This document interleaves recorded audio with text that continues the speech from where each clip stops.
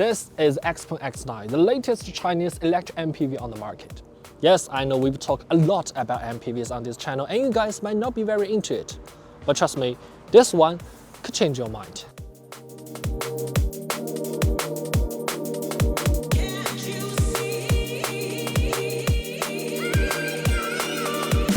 Because we reckon that in the future, MPVs will be more suitable for literally everyone, as electrification will make it just better in every single way. We even think MPVs are bound to be electrified. And today, let me show you why.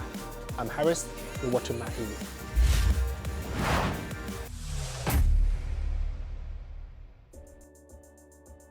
If we ignore the price, what we want from a certain type of cars are actually the same.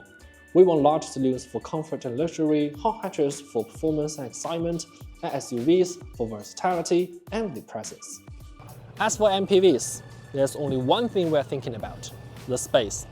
So let's get in the back first and see what this one can offer. Comfy seats, big screens, fridges, and trays were all considered premium features for luxury cars. But now these are just basic offers in Chinese family EVs, and this one is no exception. Some may think competing on these minor features are making the development straight away from the car itself, but for an MPV, these will truly enhance the overall experience. Here's an example. After filming the X9 that day, I needed to do some work on my laptop. That was when I really appreciated the second row. The tray can secure my laptop, the seat can be adjusted just right, the heating and massaging can relax my body, and the smooth ride experience and excellent NVH can prevent any disturbance to my work. Actually, the most impressive thing in this MPV is the ride. Due to the structural design, many MPVs, including vans, tend to have some resonance and noise from the seats and floor during high speed. However, in this car, none of that exists. Just when I thought this environment couldn't get any more comfortable, I suddenly realized that I can lie down and review and edit using this massive screen and a 23-speaker stereo system. This is just a small application. MPV is more spacious and square than the large sedans, creating more possibilities. And thanks to the electrification, loads of new features can drastically improve the experience in the back. I'm quite confident to say this is a true business class on the land. And even in the third row, a 6'3" guy like me can also get a cozy ride. Due to the strange schedule of the test drive, I spent quite a long time in the third row. Surprisingly, it didn't leave me feeling tired at all. The space is actually quite plenty, the seats are wide and comfy, and adjustable angle of the backrest is super wide. Plus, it's got cup holders, charging ports, power adjustments, exclusive voice commands, and even its own temperature zone. When it comes to the riding experience in the third row, it's also amazing. Even though the rear wheels are right below me, I didn't feel the extra bumps or body links. The only difference is in the noise, because the side windows and the rear windshield are not double-layered glass. But even so, I can still chat with the driver easily during high speed. 你们这个车后悬显得特别长，我觉得第一就是为了空间，第二就是为了安全。 Although it's a shame that there's no center armrest, it's still impressive. After all, the third row is usually for cargo or dogs, but this was designed for full-size people. What's more, there's even exclusive space for the seat itself. Let's not forget, underneath the floor, Xpeng squeezed a rear-wheel steering, rear-wheel drive motor, a 101 kWh battery, and a rear H-arm suspension system. So it's really not that simple making room for the pit. Once we fill the pit with seats, you can totally use the X9 as a proper van. Some might worry about the safety of this design. Other MPVs with a similar setup could pose serious safety risks when being rear-ended. But Xpeng clearly thought this through and put a crash beam that has a yield strength of 1,700 megapascal behind the pit. Plus, being a native EV, the rigid battery pack itself can make the chassis much tougher. Speaking of motors, suspension, and the rear-wheel steering, it's time to find out how this giant vehicle performs on the road. Spoiler alert, it's something else. Driving dynamics of MPV is not particularly interesting, as it has always been boring and sloppy. However, this X9 gave us a whole new experience. Despite its 2.6-ton weight, the 370 kilowatts dual motor can drag the car from 0 to 100 in 5.7 seconds. Even with the typical hollow MPV structure, the rigid body and well-tuned double-chamber air suspension provide a thrilling experience close to that of luxury SUV.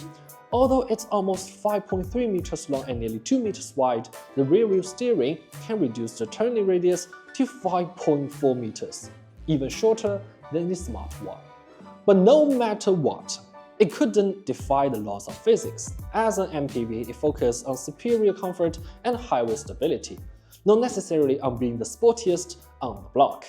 That's why the sport mode in this car feels more like another comfort setting in winding roads. Actually, you don't even need to pay too much attention to the driving, because it can practically drive itself. In my roughly 200km test drive, I only drove about 10% myself. This includes situations like too cautious overtaking choices, overlapping lane due to roadworks, and sometimes when I just want to take over. The rest of the time, the car just did exactly what it should do, without assist from HD map. Which means the Xn GP can also be available in other countries. In fact, they will be in Europe by the end of 2024. So maybe our European viewers will get a chance to see how it stacks up against Tesla's FSD. Alright, we've established that this electric MPV is very good to drive and can even drive itself. But I reckon that there's still many people who just don't want to drive an MPV because they look like mom's cars. Well, this one is an exception. From the previous clips, I bet you could tell this MPV looks quite different. The lines are sharp, the panels are super flat, and the seamless window make the car appear really futuristic. According to Xpeng, the inspiration was from starships. Well, what do you think? Honestly, the overall proportion is not that right. The rear overhang is a bit too long and the whole vehicle seems a bit bulky. It doesn't quite have that serious and ballsy look like the Xpeng. But then again, exterior isn't just about art, it's also about size. It's only with such a design that this Colossal can have an extremely low drag coefficient of 0.227, all while ensuring plenty of crash space for the third row passengers. So yes, it's not what we call pretty, but it's cool, very cool.